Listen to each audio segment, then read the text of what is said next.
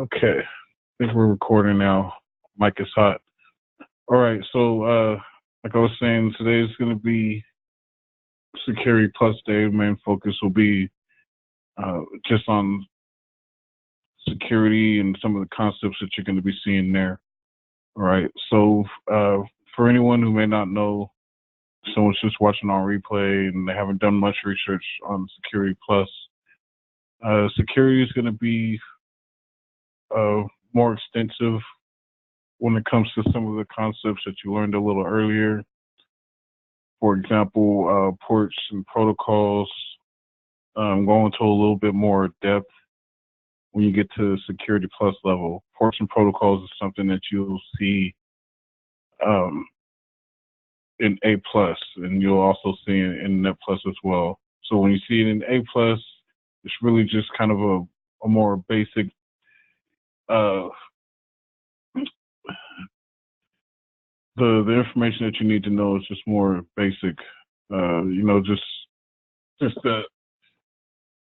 that surface level stuff. Okay, so match a port up with a match a port number up with a protocol, something like that. As you get into security, you need to know a lot more about the protocols, not just the port numbers and the actual protocols, but what they're doing, um, if they're considered secure or not, things like that.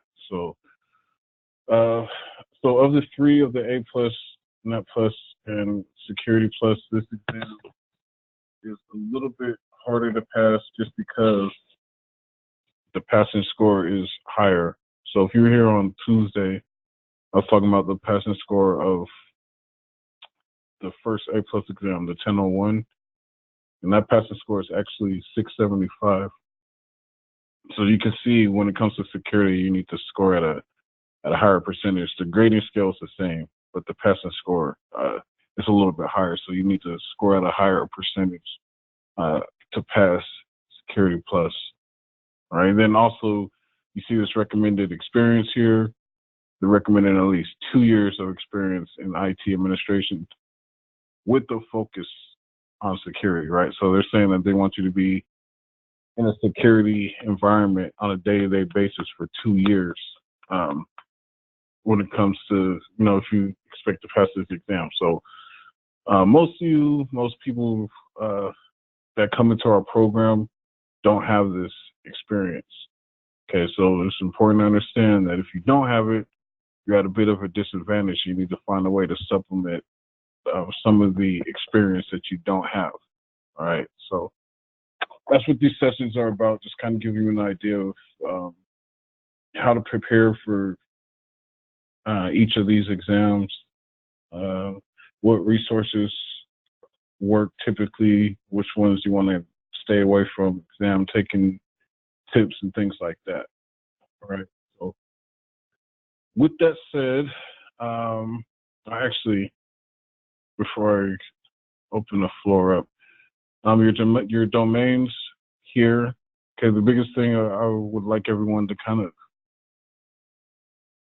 uh, keep in mind when you look at some of the other exam objectives, like Net Plus, for example, A plus, you'll see troubleshooting somewhere in there. You'll see it. Okay, Security Plus, not so much of an emphasis on troubleshooting. It's more about the concepts, right? Your technologies, and um, it's more about the concepts than actually troubleshooting. Not to say that there isn't troubleshooting. I don't want to give you the wrong idea, but uh, yeah. So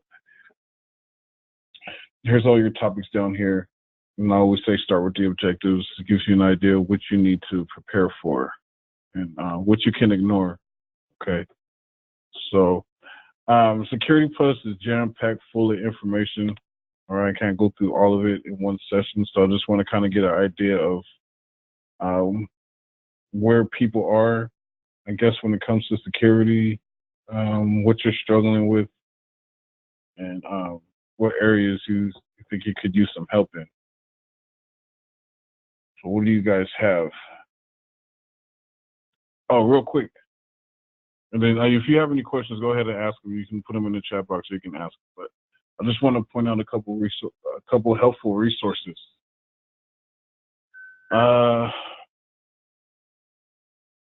So one, obviously, I'm going to try to key in on the ones that you don't get from LearnKey, unless you have a specific question about one. But okay, so one of the resources that I recommend when it comes to security,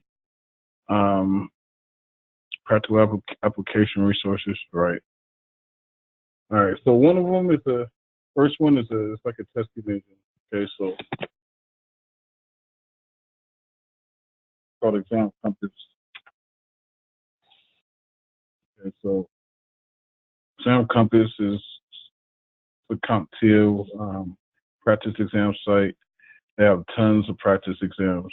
You can see here, they still have a 901 practice exam, so I'm pretty sure they'll be taking these down pretty soon. But here are the Channel 1 ones here, then you got your Channel 2 ones. They're still building them, looks like. Your Net Plus, and then you got your security down here. Okay, so you see there's 24 practice exams, different ones when it comes to Security Plus. And then you have about another like 8 to 10 down here, it looks like. That just focuses on just a specific area. So, social engineering, PKI, right? If you're kind of weak on PKI, this would be a good quiz to take.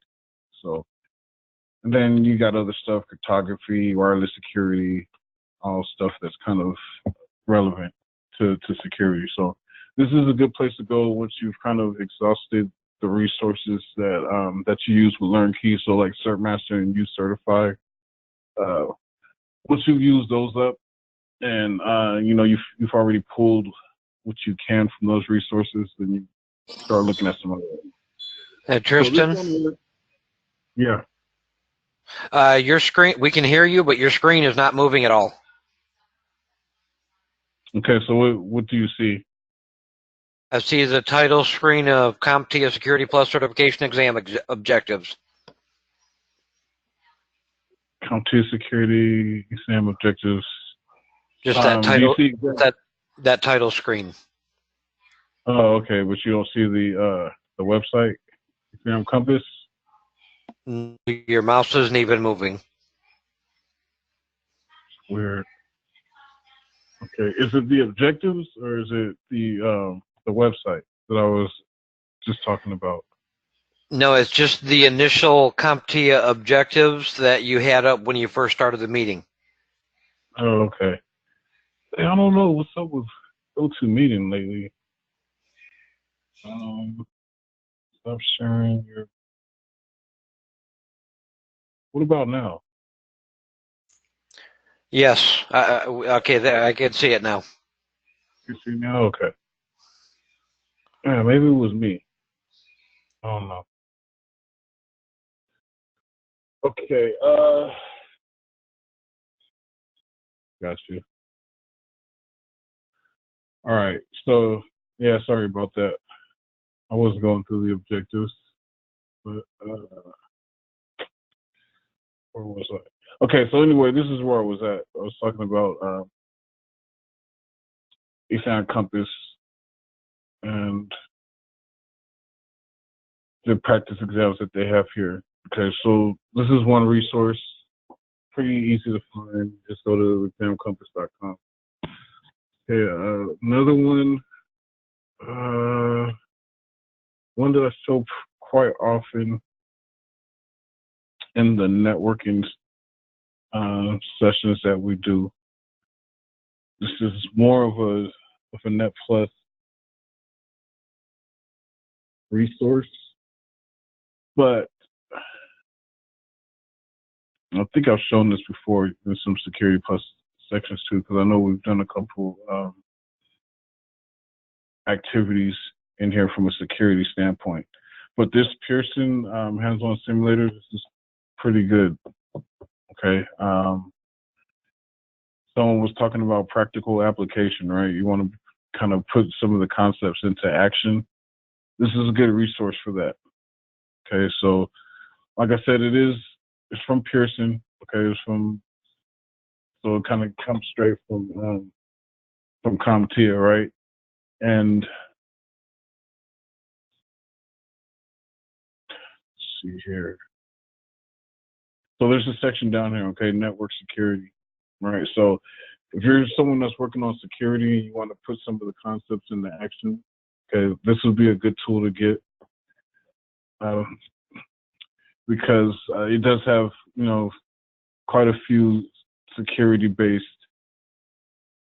modules here. So, the first few are just kind of matching. So matching security terminology, right? Like all this stuff right here. I think this is one that we did as a group before. Good one. I'll come back out of here. Network vulnerabilities. I know we did this one, right? Secure protocols versus unsecure protocols. This is another one that we've done as a group, right? So this is a lot of relevant stuff to security. So this is another resource that I would recommend. Something outside of what LearnKey provides. Okay, so you have these ones that are kind of matching. You're just matching up terminology, and then when you get down here, you can actually apply some of this stuff. So this one walks you through configuring port security on a switch. Okay, so get out of there. Here we go. Get rid of these notifications. All recording. Okay, all right. So you have the switch here. Lets you actually log into it, and it's configurable. So you can go into privilege mode. You can go into config mode, and that's where you can start making alterations and changes to the switch. So, and then if you don't know how to do it, it walks you through how to do it over here. It walks you through the commands to use and how to do all of that. So this is a really good tool for practical application as well as the terminology. Okay, so I definitely recommend this as well. Then you have a few more down here. EFS walks you through how to use EFS down here and configuring a VPN client. So some pretty good tools. Again, this isn't a security specific resource. It just has a security section. But if you're someone that's looking for like practical application or some practice, doing like some simple tasks, nothing too daunting or anything like that. You can get some practice here and also get a good grasp on the terminology. These ones up here. Okay. What's the link to that? The link? Yeah.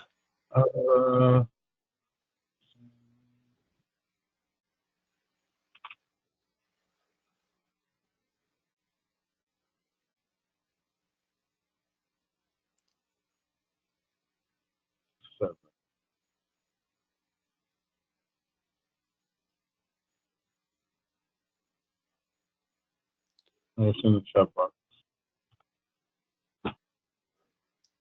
There you go. Okay. It's not too expensive either. This is a pretty decent price, to be honest with you. Okay. What else? What other resources? I think of. Oh, if you go to the objectives, right? Hopefully the screen's still moving for you now, right? You guys are following me now. The very bottom, okay, there's a list down there of software, hardware, tools, things like that. You get below the acronyms. So if you come down here, you see this list down here: security plus proposed hardware and software list. Okay, so this stuff, most of this you can get through virtual environments, right? So you can get access to most of this stuff for free if you download like Packet Tracer. You can get your hands on a lot of this stuff over here. And then over here, a lot of this stuff is just downloads, right? So you can download, like for virtualization, you can download VirtualBox or VMware, one or the other, right? I'm pretty sure there's a trial version of Wireshark that you can use. There's a trial version of most of this stuff. Most of it is paid, it's not free, but most stuff that you download comes with trials. So that's the best application of a trial if you're just trying to prepare for an exam or something like that. Then you can just use it just to get a feel for for how it works and the information that you can pull from it and all that, or just to get the practice if that's all you're trying to do. So this is another place to look for resources that you can download and kind of use to strengthen your knowledge in some of these areas. Okay, so don't forget about that. And then the other thing that I did forget about is these acronyms. Security Plus is the exam where you're probably going to see the most acronyms. They're all over the place. If you just scroll through the objectives, you'll see them. You just see acronym after acronym after acronym, right? So just make sure that you know your acronyms on this exam because, like I said, they're all over the place. And when you go back up to that recommended experience, right, they're saying 2 years, so they're assuming that you know all this stuff and you speak the language pretty well. And, so if you don't know these acronyms, find a way to make sure at the very least you can group them together, right? You can group these together and, these are cipher modes and these are symmetric algorithms. These are asymmetric, right? At the very least, try to be able to group these together and it'll kind of help you. If you're on the exam and you end up having to guess, at least you can say, okay, they're talking about this. Maybe these ones don't fit because I know these are symmetric, right? So you can at least use the process of elimination if it comes to the point to where you have to guess. All right. What else?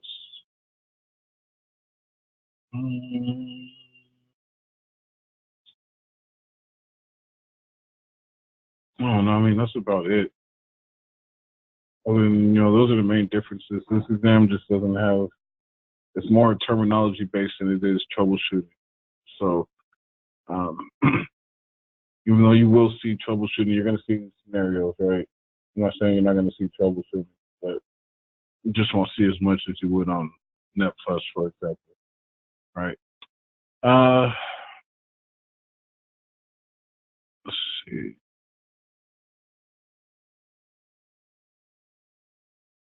Yeah, I mean, okay, so let me look up here. Section 4, Section 4 for Section 4. Identity and access management. Okay. Kelly Linux. All right. So let me take a look here. All right. So first, let's look at the percentages for Section 4. We're looking at 16%. Okay. So it's kind of in the middle, right? All right. So this area up here on every exam that I've taken.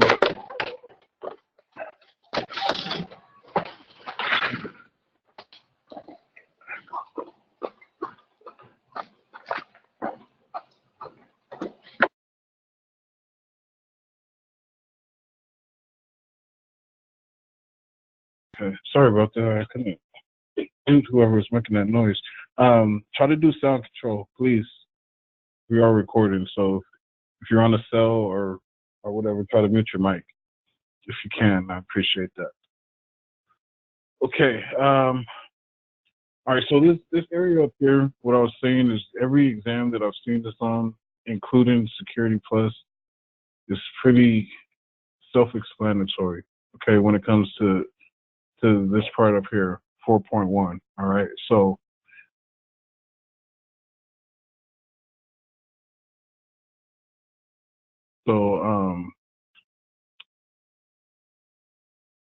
your AAA, okay, just make sure you know what the A stands for, right? Your authentication, your authorization, and accounting.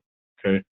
Your multi-factor authentication, when it comes to this, is pretty simple. They're going to say, okay, you have a smart card. what is that? What is that an example of, right? And then, you have a fingerprint, right? You use your fingerprint and a password to gain access to whatever, a secure area, right?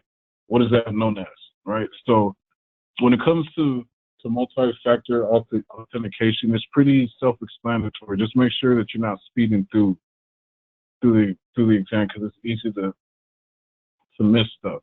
Okay, I do it all the time. So I have to kind of consciously tell myself to slow down when I'm taking an exam. Even the real exam, I have to make sure that I'm taking the time and reading everything the way, so I understand the question the way that they're presenting it. So, single sign-on is self-explanatory. You sign onto one platform, you gain access to multiple resources, right? It authenticates you from multiple areas, right? Transfer of trust is kind of similar, like carries your certificate. So it says, okay, you were trusted over here, so we trust you over here on this platform too, right? It's kind of what transit of trust is. These right here, this is just kind of, it's like the ports and protocol thing, right? You just want to make sure that you know the difference between these, okay? Now it does say here, give it a scenario, install and configure, right? And so since it does say that, I would try to do my best to get whatever practice I could, installing, configuring, at least a couple of these, just so you can say that you did it. But the main thing is just make sure you know the difference between these, because on the exam, and it's been a while since I took Security Plus, but I know what they're going to do is they're just going to, they want you to be able to differentiate between these, make sure that you know the difference between CHAP and MS CHAP, right? And TACAX Plus versus Radius, right? What's the similarities? What's the difference? Like that, Kerberos, right? How you identify with that. So, yeah, this is just, make sure that you do your homework on it. 4.3 access control. Right. Yeah, it's just.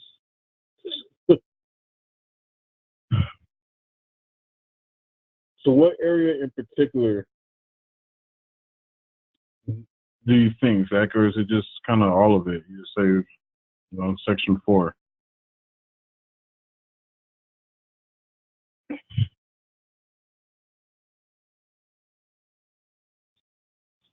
The models for the most part.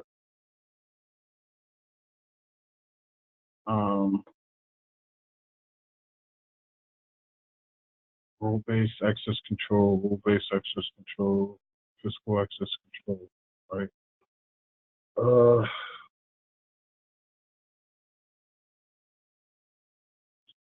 Common account management practices.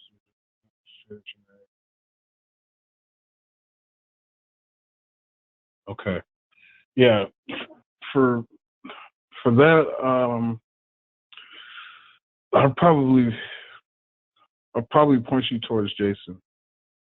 I'm not too savvy on that. Mac and Deck and stuff. I have to refresh it. So I want to sit here and try to explain it.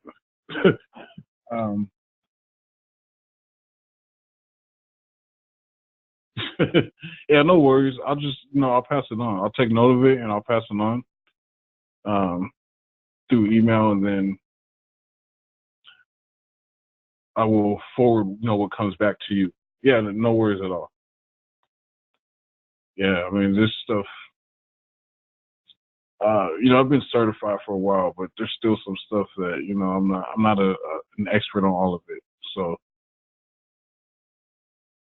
but if that's all if this is the only area where you're a little iffy at, then you'll be fine.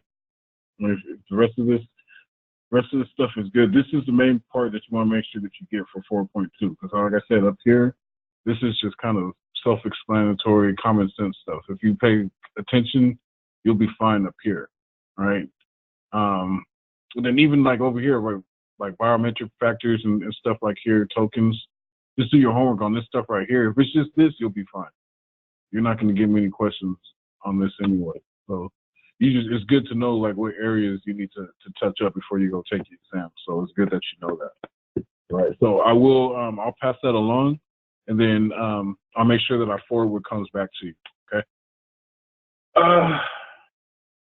Not according to the pretest today. Well, yeah, I mean, it depends on which pretest you're taking too. Are you talking about the online expert pretest? CertMaster. Okay. 4.0. Okay, yes. So the good thing about that is it'll tell you, once you're done going through that section, it'll tell you which section you struggled in, because CertMaster breaks it up into subsections, right? So you do 4.1, and then you do 4.2, and you do 4.3. So,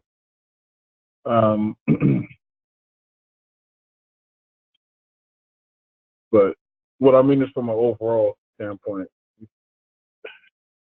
compare the percentages, like you're right around in the middle, like 16%. Means you're not going to see much here, right? Like PKI and cryptography. This is all stuff that you want to make sure that you know, but you don't want to put too much energy into it, because 12%, you're talking about maybe 2 or 3 questions. You're probably not going to see much, right? It's like down like 90, maybe even 4 or 5, but you're not going to see much. And then here, maybe just a couple more. But it gets split up between each section. So you may get one question on DAC versus, right? Or on Mac versus DAC. You may get none. But Kelly says, discretionary access control, smart the users, smart the user creator level. Right. And what's Mac?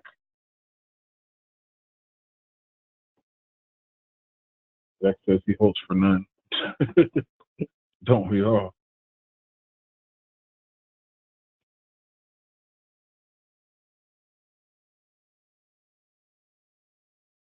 Look for the stuff here that I didn't recognize from the last exam. Second.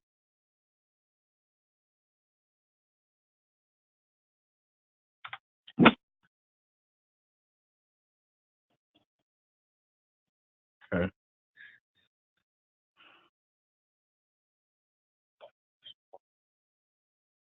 Hold on. We're gonna identify identity and access services. Who knows what this is?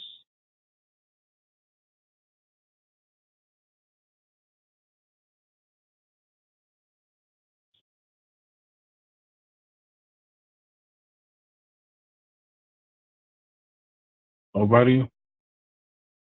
You guys been studying this stuff, right?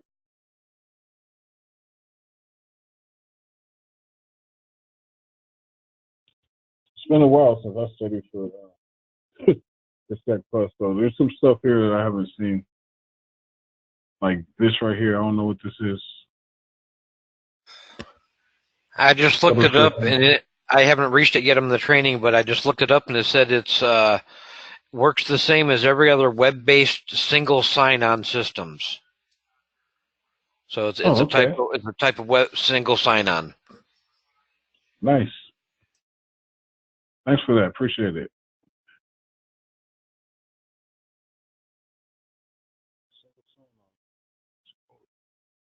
Secure token. Okay. Where are we at? About halfway through. Okay, let's get off of this. See if we can find an activity or something.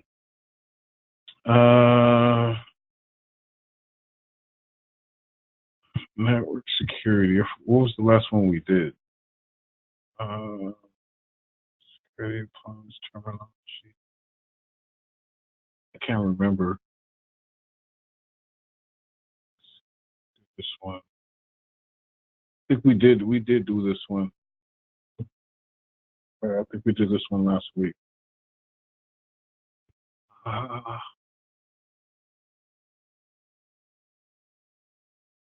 How many of you are good on? You know what? Let's do a down one. Not too crazy. Let's do well-known port numbers. Okay, this is always relevant. All right. This is just the basics. Okay, so at the very least, you need to be able to put these together. Okay, and this is from not only a Security Plus standpoint, but A Plus, Net Plus. Okay, you should be able to put these together. So let's see here. Okay. All right. Let's start at the top here, and then just go down. And then once we get through it this way, we can go into terminology and make sure that we understand what all these are. All right. Okay, so top three. Who knows the port number? 110. 110? Okay. What about HTTP?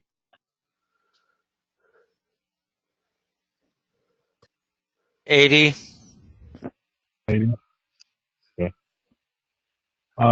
By the way, port numbers, like I said, there's something that's not going away. They're going to ask you questions about port numbers on A+. They're going to ask you questions about port numbers and protocols on security. Cisco, it doesn't go away. So keep that in mind. All right. SNMP. And who knows what this is?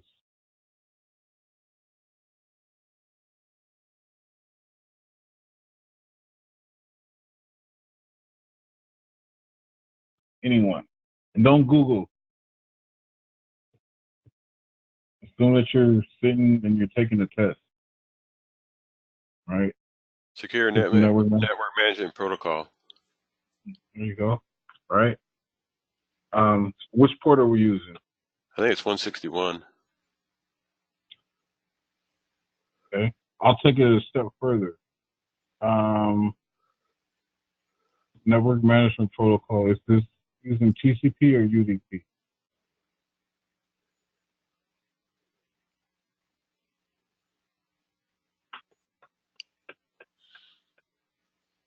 TCP? Does everyone agree? I think it's UDP. Zach says no. He said TCP, then he said no. You don't agree with yourself, Zach? Yeah, I'm pretty sure network management is using UDP. Let me double check.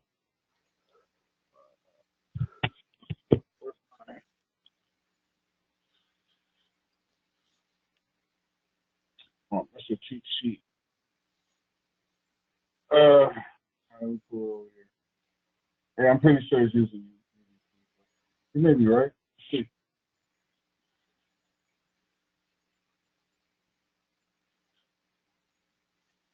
Actually, isn't SNMP one of those rare ones that can work on both? Yeah, 161, 162. Oh, there we go. So you were right and wrong at the same time. This has to be security. Wait a second. Oh yeah, it is security.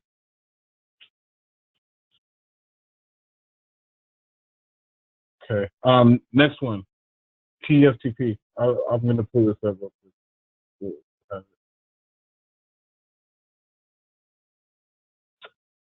What is it, and what is the port number? Trivial file transfer protocol. That it is.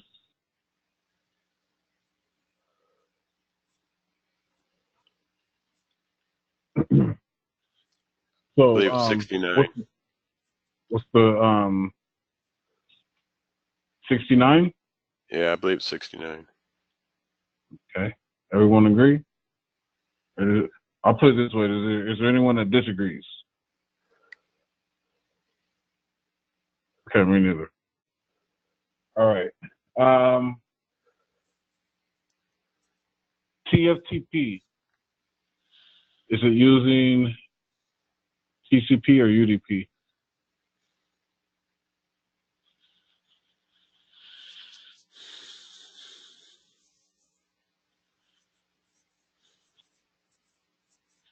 TFTP is using TCP. Yeah, you're right. Okay. DHCP. What is it, and which port number are we looking at?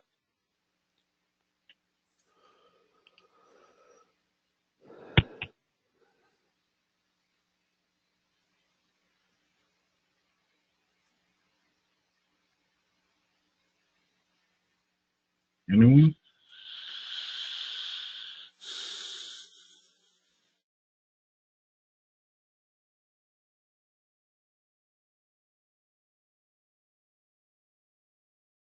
I know someone knows this one.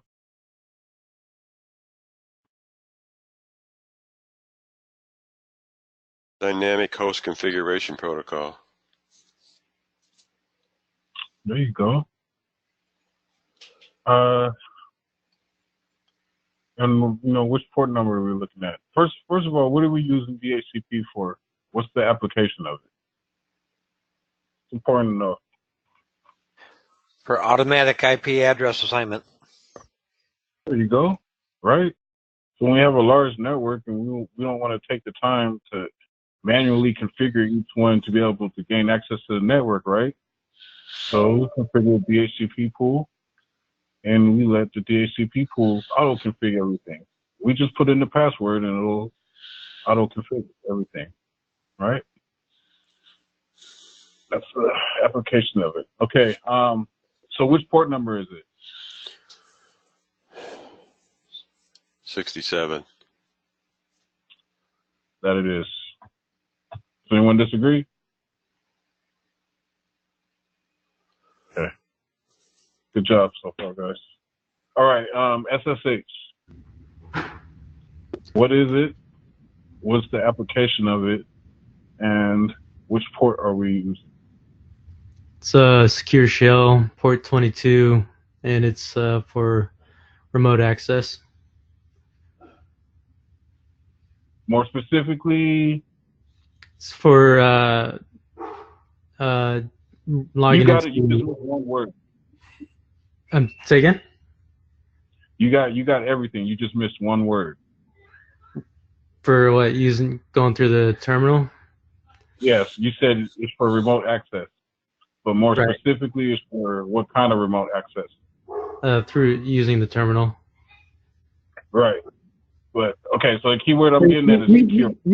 You can use it for all kinds of stuff, but usually I use it for configuring servers. Right. So yeah, you got it. The keyword I was looking for is secure, because Telnet does the same thing, right? But Secure Shell is, and that's the thing that you make sure that you know this, especially for Security Plus. Secure Shell's for secure remote access, right? Everything is encrypted. Oh, right, gotcha. If you have a choice, say on the example, for an example, if they give you a choice on the actual exam between using Secure Shell and using Telnet, you're gonna want to use Secure Shell, right? That's all I'm getting at. Good job, though. Okay. Next, RIP. Who knows what this one is? I'll give you a hint. It's not rest in peace. Not on the exam. So if you see that on the exam, don't pick it.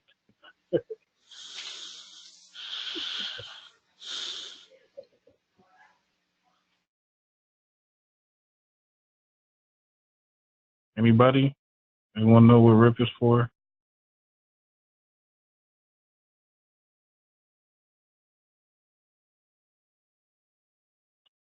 Okay. So RIP is a routing protocol. Okay, more specifically, it's a distance vector routing protocol. Okay, so distance vector routing protocol would be good for, well, actually, let me ask. Who knows? Would a distance vector routing protocol be good for a small network or for a large network? Right? It's basically it's a dynamic protocol. Okay, so it's similar to DHCP. You use DHCP to automatically configure IP addresses, right? So you don't have to go and do it yourself. Well, what RIP does is it automatically configures routes to other to other segments of the network, right? So instead of having to do it physically, right, you just create a neighbor with another access point, make sure that they're using the same routing protocol, and then it just updates the routes, so you don't have to do it. So RIP, that's what RIP is. It's a routing protocol for dynamic routes.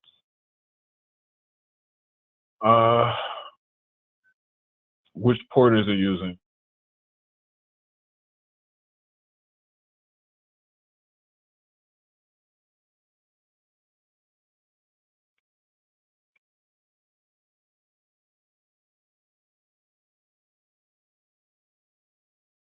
I don't want to take a guess. Take a stab at it.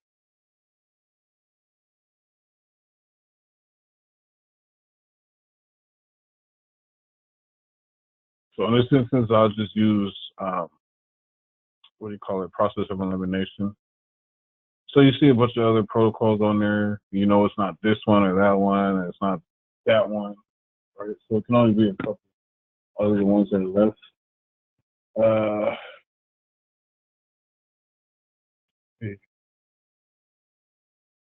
Access 520. Process of elimination, right?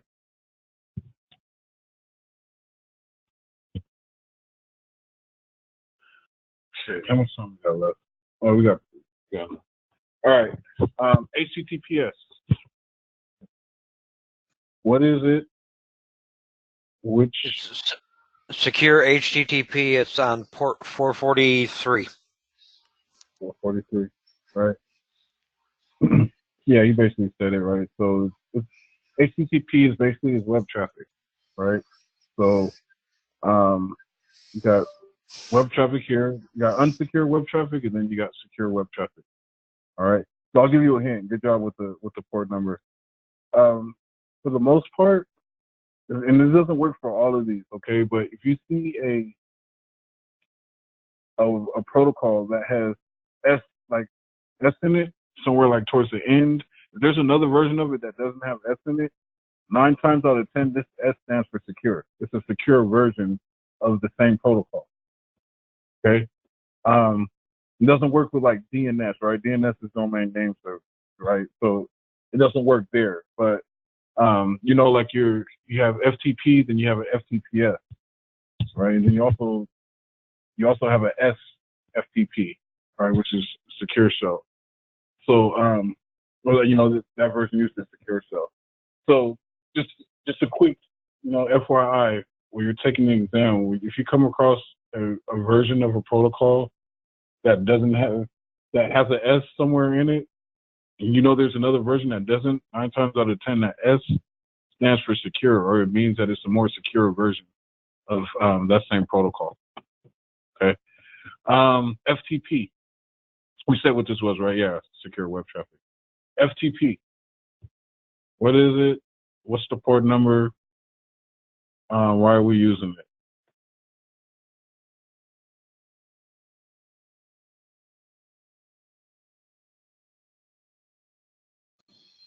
That's file transfer protocol. Yeah. I believe it's 21. 21. Okay. And it basically speaks for itself what it's doing, right? Zach says file transfer protocol used to move data from one place. Right. If you had to, well, actually, I just talked about this, so I'm not gonna I'm not going to do that. But I'll just tell you this: there is a version that has an S behind it. And there's a version that has an S in front of it. Okay? So Yeah, those two one of always confuse me with the S in front and the S at the end. Those two always confuse me. okay, so just try to remember if the S is in the front, it's using Secure Shell. All right, it's using port 22. And if the S is in the back, it's using, I think it's SSL, Secure Sockets Layer. So the Or S in the front, TLS. it's a TLS? Yeah, secure socket shell. Yeah, TLS I believe is the one for, because try to remember it with the S on the end of Mm-hmm. TLS, and then that would be the one that had the S on the end of that acronym. Okay. Okay, so all right, so the if the S is in the front, it's using Secure Shell. Yeah, if it's in the back, it's using TLS. All right. All right. Okay. Thank you. Yeah, no worries. I think we forgot the. Oh no, we did. We got the port numbers here. Okay. SMTP.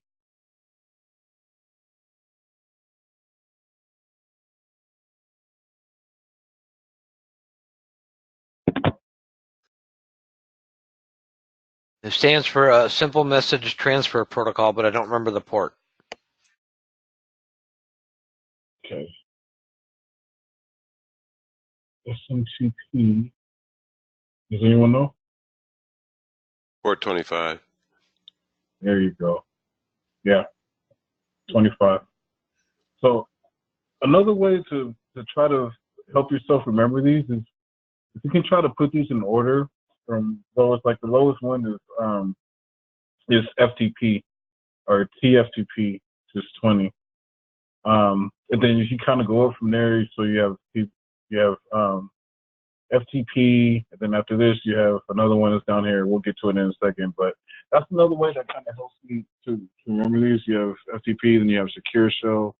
Is sometimes you can put them in order, and then that'll kind of jog your memory because there are a few that use multiple ports. But those ones, they're not. I don't think they're going to try to confuse you with those on the exam. So, yeah, this is for mail, right?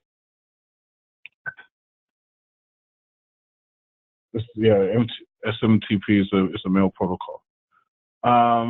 Okay, let's get through the rest of these. We've got 10 minutes. All right, DNS. What is it? What port is it using?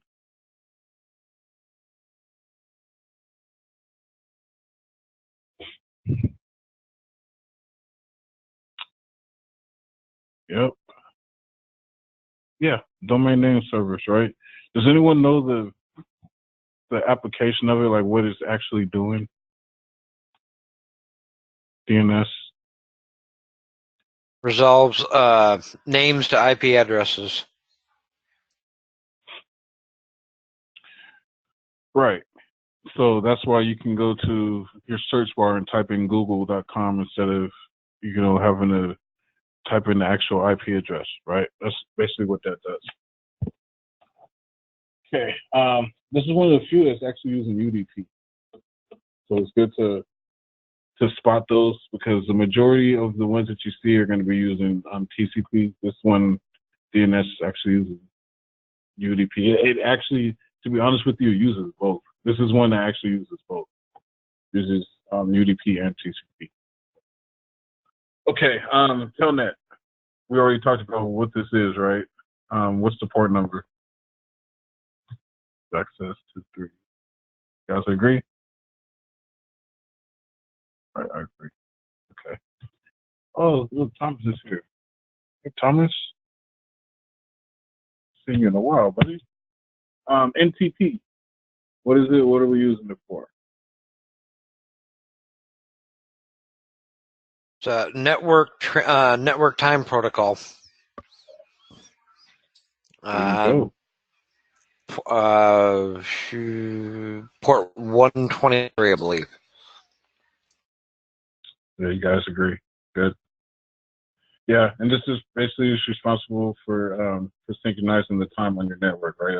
That's why all your devices that are connected to the network at the same time. All right, IMAP.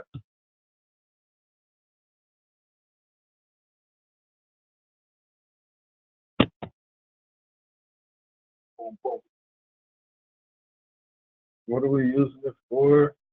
Which port are we using?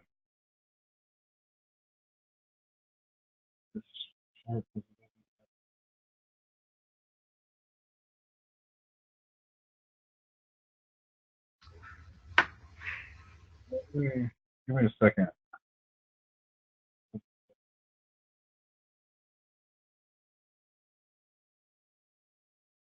Okay.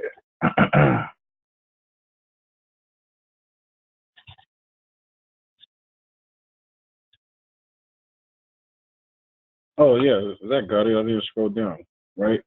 So yeah.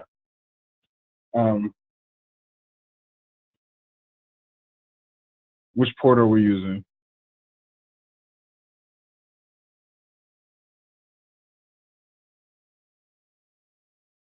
Yeah, there you go. IMAP's gonna be 143. That's just access protocol, right? It's another email protocol. So you basically you have like three main ones, right? There's the SMTP, right, and then IMAP, and then your others is POP3, right? Those are your main three, mail ones. Okay, RDP. What is it? Why do we use it? What port? So remote desktop protocol, 3389. Yep. For remoting into remote stations, right? Good. If you're getting into networking, that protocol will become second nature to just about everyone. Right. Right. In one way or another, right? Definitely. Okay. SIP.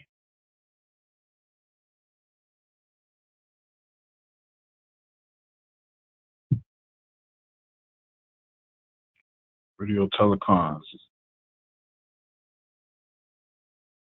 Okay. Which port are we using?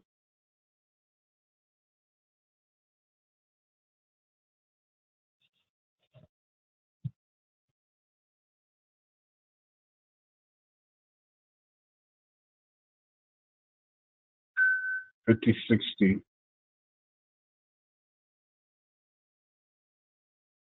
How much time is left? 5 minutes. Okay. SMB.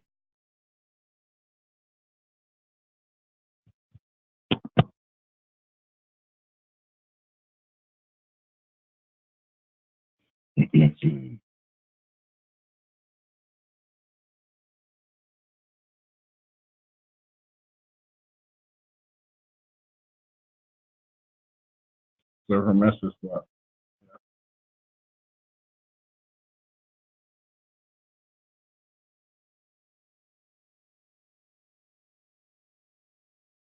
Justice Void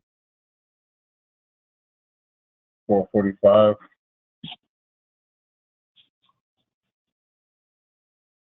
So everyone agree? Then it's LDAP. It's a discovery protocol.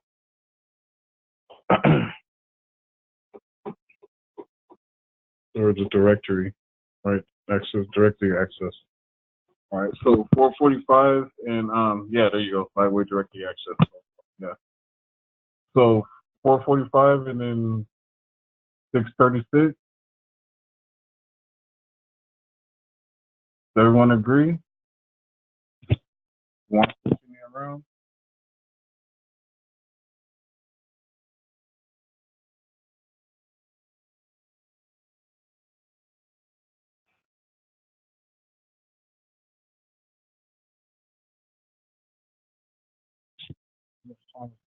All right, so let's take a look. Got 'em. Good job. This particular one right here is pretty important. Okay, I just want to stress that to you because when they present these to you on A+, for the most part, it's just this, right? They'll keep it pretty simple.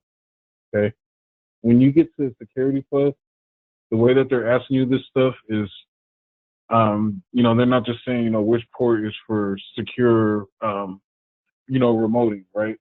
Which protocol would you use to remote in, right? They're going to give you a scenario and they're going to spell this stuff out through definition, but not through acronym. Okay, so you have to understand that, okay, this is secure web traffic and, this is unsecure web traffic, right? Which ports are we going to be using for each of these, right?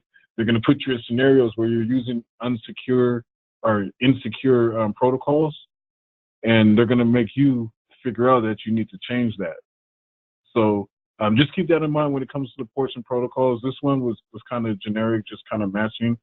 But there are other ones here. If we go a step further, I think it's this one. Yes. So on this one, you're actually going into each of these and identifying what each of these are doing. Okay, so very important to not just be able to match them up, but be able to match the definitions, match the ports with the protocols, right? And then be able to match the protocols with the definitions and what they're doing and the application of it, okay? That's how they're going to present it to you on the exam, so you have to be prepared for that. All right. That was a good job by all of you. There's another one here. If you're going to get this resource here, if you come down to network security under secure ports versus unsecure ports, this is another one. So you're actually matching these up with their definition and then determining which one of these, excuse me, which ones are secure and then which ones aren't. Okay, so this is really good for ports if you want to get some practice there. All right. Any other questions? Because we're just about out of time. Just said there's so many choices on that last one, right? It's either this one or nothing. All right. Yeah, but yeah, you guys did a great job. It was great group activity. So just make sure if there were any ports there that you were unsure about, write them down, put them on a flashcard or something, and then just make sure you do your homework on those. So if you see them on the exam, they don't throw you off. All right. Ports are pretty forgiving on the exam because if it's between, let's say that there's 4 ports on there. If you know your ports pretty well, even if you don't know the one that they're asking you about, you'll be able to eliminate the rest just by, okay, well, it's not this one. That one's Telnet. This one is IMAP, so it probably have to be this one. Okay, it's good for process of elimination. So at the very least, make sure that you know your ports and your protocols. All right. Let me get these names down, and then everyone's free to take off. Give me a second. I want to make sure everyone gets credit. Don't forget, next session will be tomorrow, 1 p.m. Eastern time, and we will be talking Net Plus. So I'm thinking tomorrow maybe we'll set up a network from scratch, and I think that'll be something good to do because then we can kind of go over the concepts of why we're doing this and why we're doing that and all that type of stuff. So if you're gonna be taking Net Plus soon, if you can, try to attend tomorrow. It should be a fun session. Other than that, thanks for attending. I hope you pulled something from it. If you need to get a hold of me, troberts@learnkey.com, or my extension is 139. All right. Thanks, everyone, and have a good one.